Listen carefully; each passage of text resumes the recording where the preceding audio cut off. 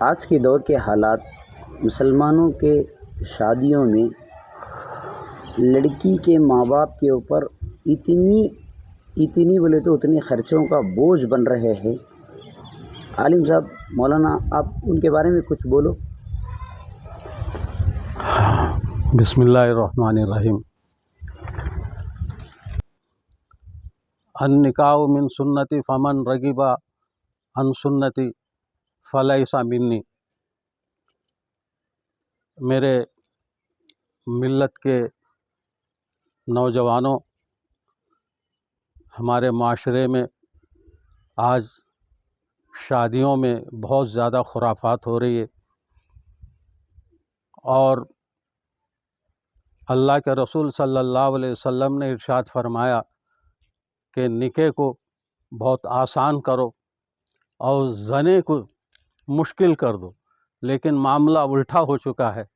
ہم نے شادیوں میں جو ہے بے حساب خرچ کرنا اور خرافات کرنا، جس سے شریعت اور اسلام سے جس کا کوئی تعلق نہیں ہے۔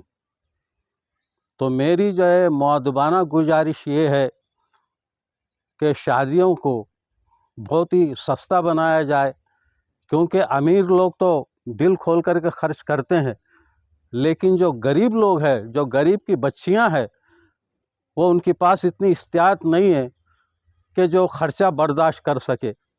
لہذا ان کا خیال رکھتے ہوئے، غریبوں کا خیال رکھتے ہوئے، ہمیں اپنے معاشرے میں، اپنے شادیوں میں کچھ چینجنگ لانے کی ضرورت ہے، کچھ تبدیل کرنے کی ضرورت ہے۔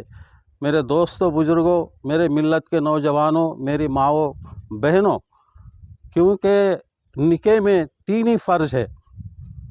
سب سے پہلا فرض کیا ہے کہ ایجاب و قبول، یعنی لڑکا لڑکی کا دونوں کا راضی ہونا، اور دوسرا فرض کیا ہے؟ مہر ہے، اور تیسرا کیا ہے؟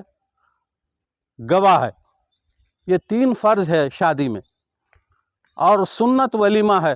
چاہے آپ کی طاقت اگر 50 کو کھلانے گا تو 50 کو کھلائیے، 500 کو کھلانا 500 کو کھلائیے، وہ آپ کے حساب سے ہے، وہ آپ کے استطاعت اور طاقت کے اوپر ہے۔ لیکن اس سے بچے، قرض لے کر، بیاج کا قرض لے کر، اپنے جائیداد کو بیچ کر جو ہے اپنا شان بتانا، یہ شریعت اور اسلام کے خلاف ہے۔ لہٰذا شادیوں کو بہت آسان بنایا جائے، مشکل نہ کیا جائے، اور اللہ اس کے رسول صلی اللہ علیہ وسلم کی رضا کے لیے نکاح کیا جائے۔ کیونکہ شادیوں میں ہم بے جا خرچ کرتے ہیں، اور مالدار جو ہے نا اپنی مال کی جو نمائش کرتے ہیں، مالدار اپنے مال کی ایسی نمائش کرتے ہیں کہ غریب جو ہے کہ جذبات جو ہے وہ بھڑک اٹھتے ہیں، کہ اس لیے اس سے بچا جائے، تاکہ غریبوں کے احساسات، ان کے جذبات کا بھی جو خیال رکھا جائے۔ لہٰذا مؤدبانہ گزارش یہ ہے کہ نکاح کو آسان بنائے، اور خرافات سے بچے، اور شریعت اور اسلام سے جس کا کوئی تعلق نہیں، رسم و رواج، اس کو ختم کیا جائے۔ میں نے یہاں پر جب سے میں اس آدونی شہر میں رہ رہا ہوں، ایک چیز کو میں غلط دیکھ رہا ہوں۔ وہ کیا ہے؟ شکرانہ۔ شکرانے کا جو رسم ہے، نہ تو کوئی شریعت سے اس کا کوئی تعلق ہے، نہ تو اسلام سے اس کا کوئی تعلق ہے۔